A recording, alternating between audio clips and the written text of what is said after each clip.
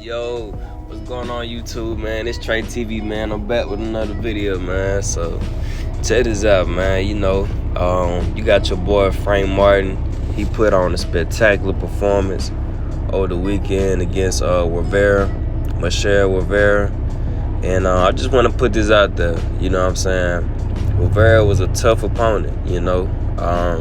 He had in my opinion, he had kind of a better resume than Frank Martin did. He fought tougher opponents as far as record-wise than Martin did.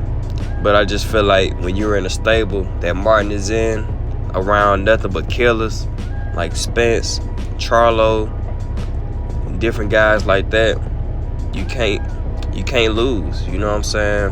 When you surround yourself with guys who are undisputed, who have multiple belts, who are hungry, who push through adversity and anything like that, you know what I'm saying? You can't be stopped. But anyway, I'm gonna dive a little bit deep on the subject though, man. So I don't know if you guys seen the fight or whatever, but honestly, you know, a lot of people may think I'm crazy about saying this, but honestly, I feel like Frank Martin can beat Tank. You know what I'm saying? Honestly, because if you look at it, you know, and I'm going to just put the facts out there. Gervonta Tank Davis has never been in the ring with someone who has good footwork like Frank Martin has, and definitely the speed that Frank Martin has and the IQ. You know what I'm saying? Tank has been in the ring with guys who know how to brawl, like Isaac Cruz and different guys like that. Gamboa, an old Gamboa who was pretty much out the door, who got stopped in 2 or 3 rounds by Cruz.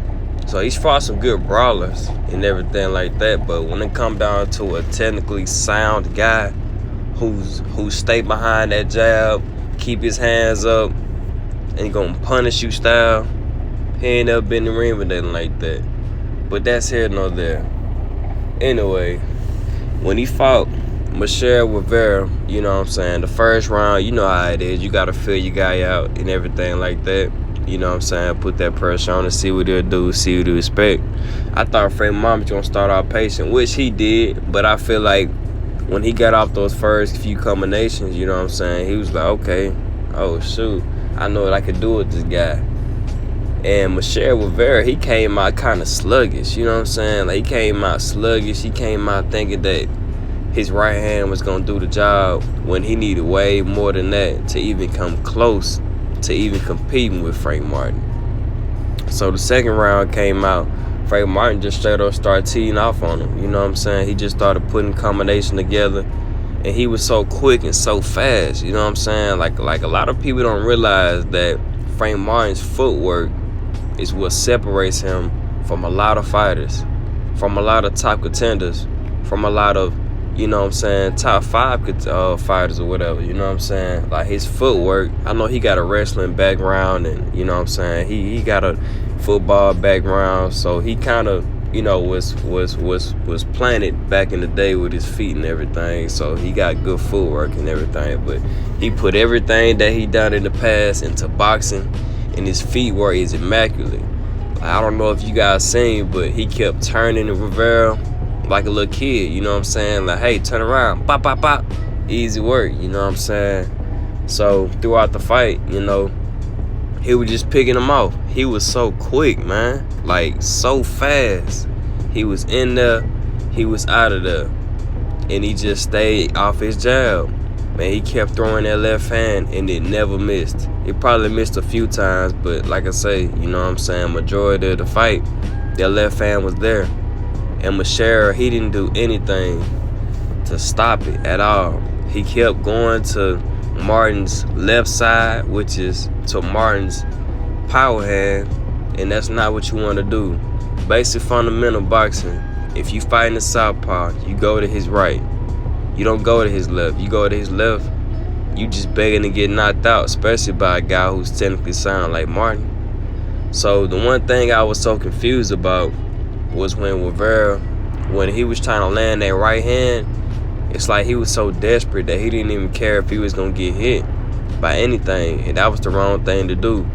Because I'm not gonna lie, I feel like Frank Martin could have stopped him. You know what I'm saying? If he really just wanted to step on the gas, like I heard Derrick James, I think, say in the 10th or 11th round, go get him. I feel like he didn't have to go get him. You know what I'm saying? I mean, it was a complete shutout. You know, it was a shutout victory and everything like that.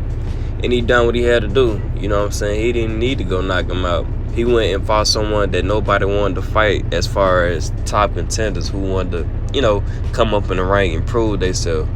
Both of them reached their O's. And you know what I'm saying? Frank Martin came out with the victory. So I want you guys just to look out for this man, bro. You feel me?